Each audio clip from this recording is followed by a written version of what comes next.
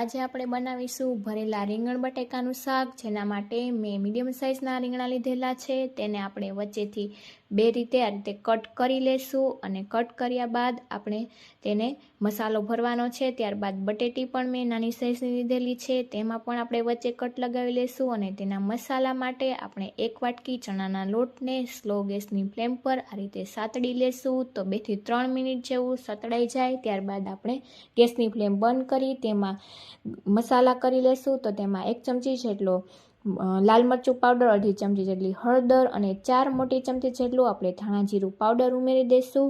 તેનો ટેસ્ટ ખૂબ જ સરસ આવે છે. ત્યારબાદ અડધી ચમચી જેટલું કાશ્મીરી લાલ મરચું, અડધી ચમચી જેટલી આપણે ખાંડ ઉમેરી, ત્યારબાદ આદુ મરચાંની પેસ્ટ અને લસણ તે ત્રણેયને આપણે ઉમેરી, ત્યારબાદ તેમાં દાણાને ખાંડેલા છે માંડવીના તેને ઉમેરી દઈશું, થોડા લીલા ધાણા અને લીંબુનો રસ અને ત્યારબાદ મીઠું સ્વાદ મુજબ અને તેલ ઉમેરી અને આપણે આવો મસાલો તૈયાર કરી લેશું અને તેને આપણે રીંગણમાં એકદમ ટાઈટ ભરી દેશું, જેથી કરીને મસાલો બહાર ન આવી જાય. તે જ રીતે આપણે જે બટેટીમાં કટ લગાવેલી છે તેમાં પણ આ રીતે એકદમ પ્રેસ કરીને મસાલો આપણે ભરી લેશું. તો હવે આપણે વઘાર કરવા માટે કુકરમાં આપણે વઘાર કરવાનો છે. તો મેં 4 મોટી ચમચી જેટલું તેલ ઉમેરી, ત્યારબાદ તેમાં રાઈ આપણી સતળાઈ જાય ત્યારબાદ તેમાં આપણે જીરું અને અડધી ચમચી જેટલી હિંગ ઉમેરી દઈશું અને તે એકદમ સરસ વઘાર થઈ જાય ત્યારબાદ આપણે તેમાં ડુંગળી ઉમેરીશું. તો 1 નંગ મોટી ડુંગળી મેં સુધારેલી છે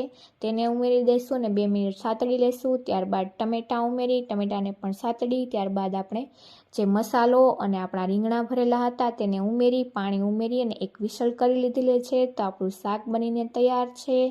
ફૂલ વિડીયો જોવા માટે મારી ચેનલને સબસ્ક્રાઈબ કરો.